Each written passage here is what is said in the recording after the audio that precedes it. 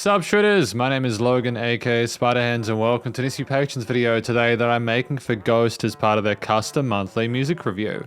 And if we switch over to here, we have ourselves a video on the screen from an act named Yan Ting titled Killa. So we're going to listen through it from start to finish.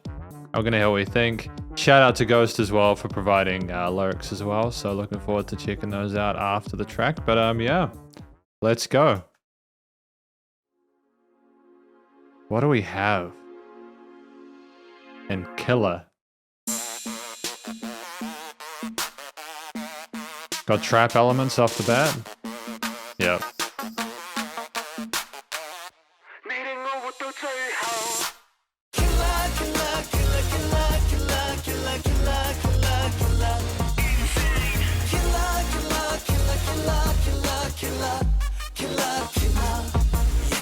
I was advised before I listened to this that I might not like it. I actually don't mind it. There's these 80s elements with like the synth pads. I like the tone of the drums. They sound nice and precise in the mix there. So there's some more contemporary elements. The Killa part there, the vocal line is nice and catchy there with some harmonies on the sides. I mean, I can appreciate it from a musical perspective.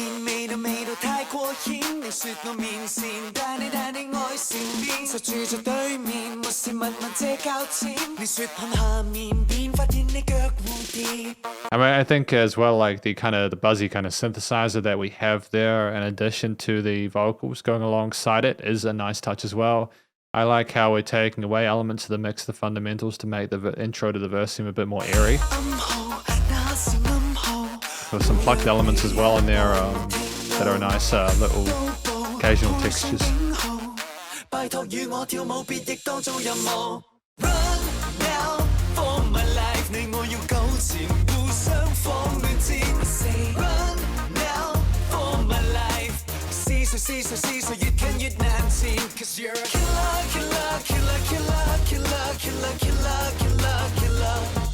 I do like the fact that there is some English in this. With a lot of the K-pop stuff I used to listen to back in the early 2010s as well, they do include English lines in there, I think, to get to a broader audience. And I'm thankful for that because, you know, even though it's totally respectable if artists want to sing or rap in their own sort of native tongue, it does nonetheless kind of make it easier for us people who are not as familiar to get the story and where they're coming from.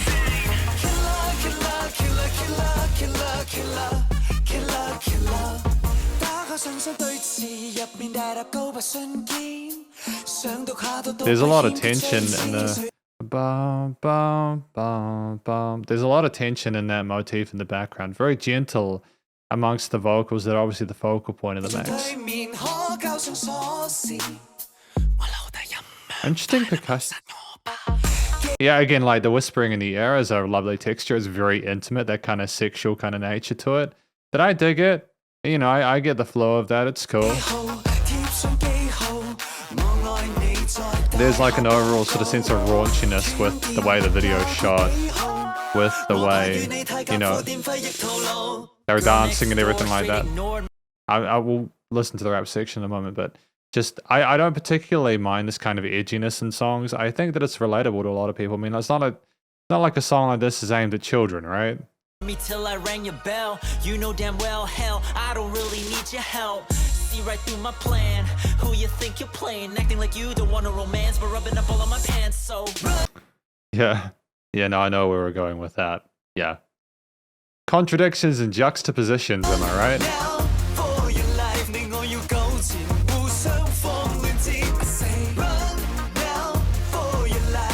And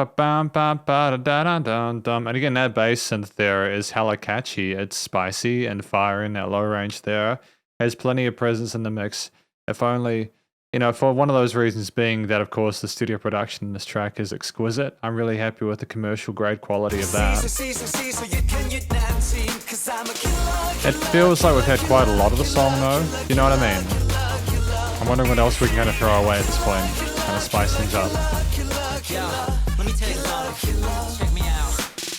Ain't run no game on this dame, living on the same floor, licking her lips, looking at me, shifting her hips and flirting some more. I do like the fact we've had a key change or an overall motif shift here, and I like the fact that we had English lyrics earlier, but now we're saying, hey, but also there's more context for you. This is kind of what I was hoping would happen in this part. So I felt after that English verse, a few of the hook lines, it really just seemed like we kind of had a brief kind of, and we had a connection there, but this extra context is good. She say she's not about it, but I highly doubt it. Assassin's intentions hidden in fancy lashes and a makeup powder.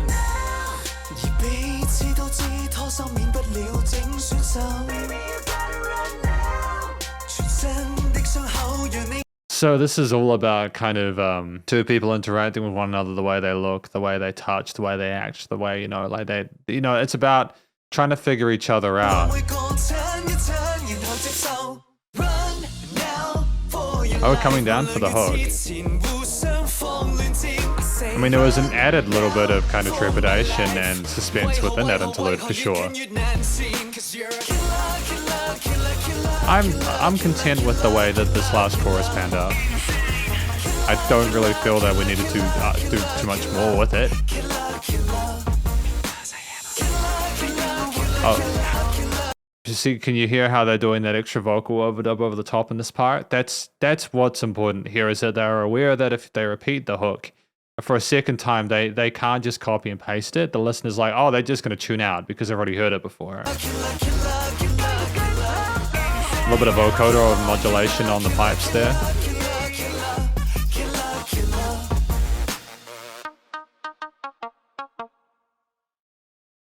Yeah, no, it's good. It's actually a really solid track. I'm happy with it. A lot of people involved in it: Yan Ting and Kenny E.G. Wong, Nathan Wong, Dion Chow, Benny Chan, Bun Shai, Kenny. There's a lot of people involved in this production. To be fair, it does sound like they've come from that Universal Music Hong Kong. So there you go. This isn't the amateur hour stuff. This is the big leagues. So we've got lyrics here for you to have a check through and for me to have a check through. Apparently we weren't able to find English lyrics, which is totally fine. English translations for the entire thing, which is fine. It's okay. I don't expect it. It may seem as if I do, but I don't. The world doesn't revolve around me. There's a lot of different languages, so it's fine. Because you're a killer. I do like the fact they had those hook lines in English, though, as I feel like it's simple enough that even if you weren't really familiar with English, you'd kind of get the hang of that, I don't know how much this changes from the other language that we have here. I'm not sure how much the story kind of develops, because it looks like it could be the same, with this sentence down the bottom, adding like you don't want a romance, but then there being a space here, but rubbing up all of my pants. So I'm wondering if that could be the case, but I just don't know. But girls next door straight up ignore me till I rang your bell. You know damn well, hell, I don't really need your help. Yep, so basically, we've tried to connect, run for your life, because I'm a killer, I'm gonna slay that, insert word here, right? Yo, let me tell you something, let's hear me out, ain't no run no game on this dance, living on the same floor. Oh, no game on this dame, living on the same floor. The lyrics are fine. I'm happy with the way that we're rapping, and the flow was solid. I'm not sure how early on into their career they are. The rap parts were competent though. I'm happy with how the words were put through and phrased. The rhythm, there was variation with the different phrasings of the lines and stuff like that. And I think that we did slightly change our approach for that interlude section to match the change in kind of aura of that new part. So, the progressions and all that. So that was good. Yeah, so I think I get it now. So this is the conclusion of my review of this track by Yan Ting, titled Killa. What do I think this track is about? I think it's about someone who's very attracted to a woman next door, and they've got quite a thing going on, although it's not direct at the beginning. He does eventually kind of go to her, and they interact with each other, and they play coy with each other for a bit, but then eventually they do get together and some sparks fly. I think that's kind of the idea of what this track's about. Maybe it isn't, maybe I'm misconstruing it. I'm sure you'll let me know in the comments. But I think that's the story. The vocal performance from Yan Ting is convincing. I liked the clean vocals there. He's clearly confident in his head and chest voice there. I enjoyed just the traditional sort of raw vocals, but I also appreciated the occasional vocoder stuff, the modulation of his voice to kind of make it sound more like a synth. I thought that was kind of dope as a layer on top of other parts, such as in the outro chorus. His rapping was good, I like the flow, especially in English parts where, again, it may not have been his first language, so for them to cut those words to come through that clearly is great. There was no stuttering or stumbling or fumbling over words, so it was clearly a practiced, polished performance. We're basically got everything in the bag from a singing and rapping sort of perspective there, so I'm really happy with that side of things. It was really cool to have this track at 3 minutes 30 as well, where it was within that 2 to 4 minute sweet spot, and we really didn't need, feel the need to sort of go beyond that or stay under it. We had, I think, enough context between the two languages to kind of flesh it out and kind of leave nothing particularly to the imagination, which I think was a smart move. I think it's good to have verse sections and choruses and an interlude that is unexpected, and the reason I think it was unexpected to have that extra English part was in part because I just felt as if the song had kind of given itself a fair go and it had a bit of variation within the structure of the composition itself. To have that additional bit of extra kind of, bit of excitement was great. And it was a different sounding part with a different chord progression and a different sort of like ambience there, which I really appreciate. If you're going to extend something, you need to change up the formulation a little bit, which they managed to do. The use of different basses, pads, the drums, to put it bluntly, the theme there had a sexy kind of sassiness to it.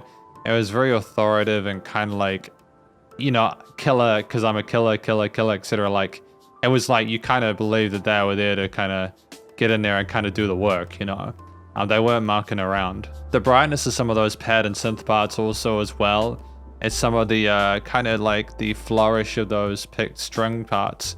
It indicated a sense of sophistication and maturity as well at the same time, which I kind of appreciated. I think it's good to have a balanced track. You can only have things so horny without it going too far. I think there was a nice amount of variation in the percussion with the different sort of like cymbal hits. There was some 16th note grooves with chord note accents and occasional eighths in there as well.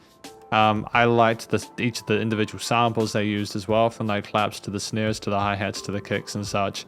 They were nicely metered and panned together and parts of the stereo field, and we maybe even had some extra little bits of Foley in there just to kind of patter out the rhythms and grooves a bit more. The bass synth, that was the main part of like the chorus part, had its own direction and its own idea that it was putting forward, and it sat in that sort of low mid-range really happily and kind of elevated the rest of the stuff on top of it. Like again, the synths and the string plucks, which kind of messed around in that mid-range there, articulated the different harmonies as well as the really simple synth progression there with the pads. But what made it so special was that we had little extra bits of flourish with synths as transitional devices, where we never really sat on a repetition and kind of left it to do its own thing. We were always kind of managing the experience of the listener and adding things within reason to make each section special without oversaturating it. Saturating it? Yeah, that's a word. Without oversaturating it. I can't say that word today, but you know what I mean. Without overdoing it. And I think as a final note on the composition itself, I think that we didn't really need to add more, and we definitely didn't need to add less. I think there was a great balance of what was included within the layering of the arrangement, and it allowed Yan Ting to be the focal point. Was not like sort of like making the accompaniment particularly kind of like monotonous or uninteresting. There was a great balance between the accompaniment and the vocals, and they had a great connection. And I think that it worked really well with the story and the vocals in general. I think it was really well done. Finally, the recording, mixing, and mastering, the studio production was sensational. Great clarity to the vocals, nice bit of filtering and bit of tuning in those occasional sort of overdub parts, and the rapping was easy to understand what was going on. So the EQing, filtering, and compression in that regard was great. Nice side chaining of the drums and other sample parts to the bass there. The synths and the string plucks and everything like that along the sides there. It was nice and wide in the stereo field with things interspersed throughout, so there was always bits of points of interest throughout the headphones or speakers that you could listen to and kind of cling on to. There was change with the way things were structured, like you deliberately had kind of the low end come out in those parts where we took away the drums, for example, at the start of the verses, which I really appreciate. So there was changes in perceived loudness and dynamic range because of that. And, the leveling overall with the track was great, although to be fair, this is going through Universal, so you can assume it's going to be major label because of that. Major label grade, There were no resonant frequencies in the frequency spectrum, and it was nice and loud without pumping. I mean, this is my review of Yan Ting's track Killa. Hopefully you enjoyed it. If you did, please do go show them some love via the various social medias and their YouTube page, and stay cool and stay safe, and please remember to support your local musicians and artists at this point in time, as either help more than ever with all the crazy stuff going on in the world, and I'll catch you in the next SP Patrons video. Spiderhands out.